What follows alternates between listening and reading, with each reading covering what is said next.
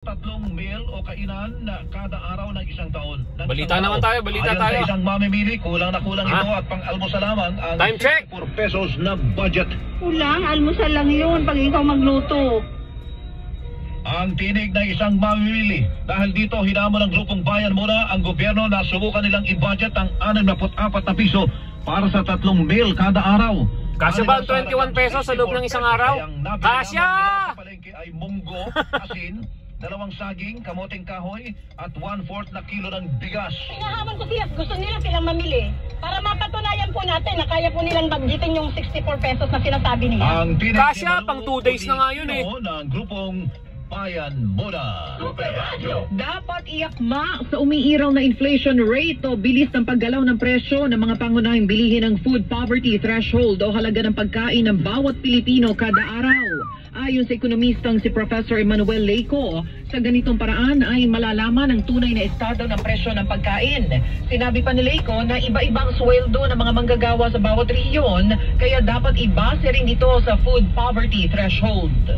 Tingnan po natin ang nutritional requirements. Ano po ang sustansya ng mga kinakain at nabibili ng halagang 64 pesos kada araw. Hindi naman pinag-uusapan yung sustansya eh. Ang pinag-uusapan lang ay yung kung kasya ba, kung kasya. Ano ba kataas ang presyo? Kasi iba-iba ang inflation, iba-iba ang presyo kada lugar.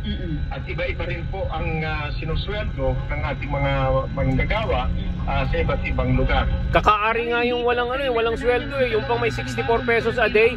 Kasya yun! Kinakailangan budget ng isang tao para sa 3 meal kada araw. Ang panawagan ay magkaroon ng tama at mas makahulugan. 64 pesos? Kalahating kilong bigas, isang sardinas, at saka 10 pisong 10 pisong munggo. Ay hindi po tapat. Yan ang tinig ng ekonomistang si Professor Emmanuel Leico. Hindi aakma ang pagdugo ng gobyerno sa kahirapan kung hindi makatotohanan ang inilalabas na datos kaugnay ng antas ng kahirapan at kagutuman sa bansa.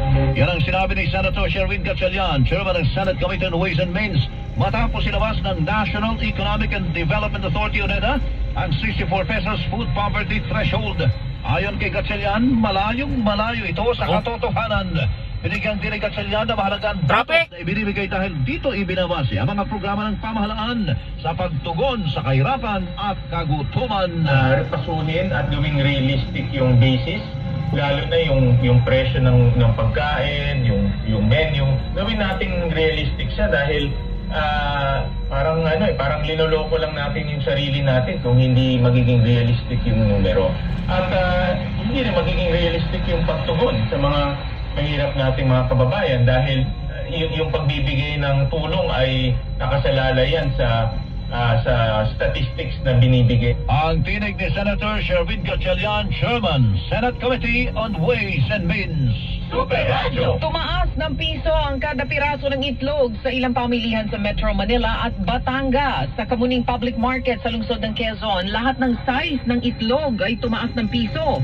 Sa ngayon ay nasa 8 pesos kada piraso ang small egg. Yung itlog ko, mababa pa rin. Sa Lipa City Public Market sa Batangas, tumaas naman ng piso at 50 sentimo. Ang presyo ng itlog depende sa laki. Abot na abot. Sa mga nagtitinda, may mga pagkakataon na kinukulang sila ng supply kaya tumataas umano ang bentahan. Anila, sumabay ang pagtaas ng presyo ng itlog sa pagtaas ng pangangailangan o demand para dito.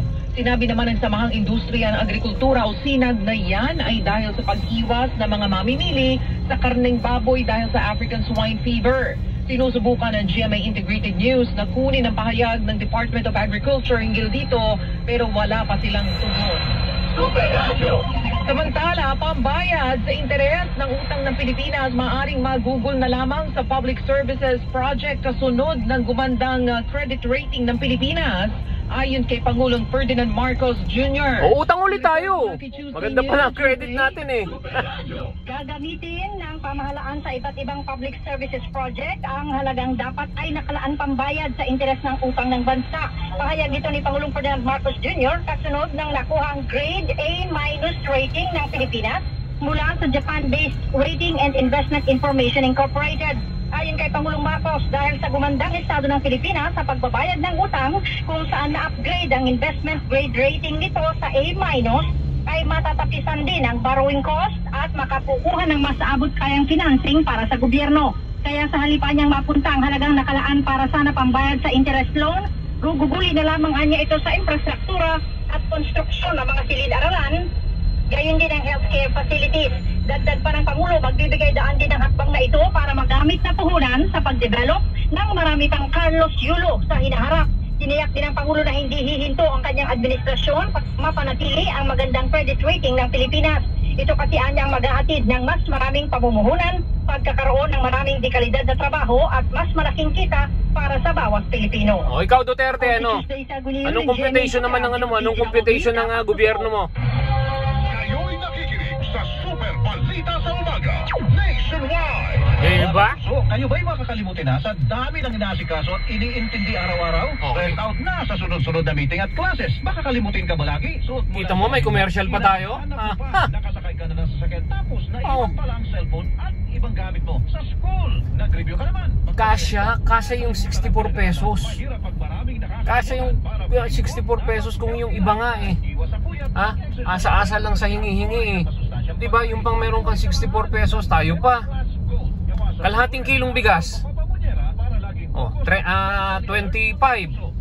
Oh, di laki pa nang natira. Isang sardinas. Isang kangkong. Ha? Natig sa 10 piso. Saka munggo. Ikaw na nga lang ang magluluto ng munggo. Diba? Saka hindi naman sinabi na ano, kinakailangan masustansya. Ang sinasabi lang, pantawid gutom. Di kasya.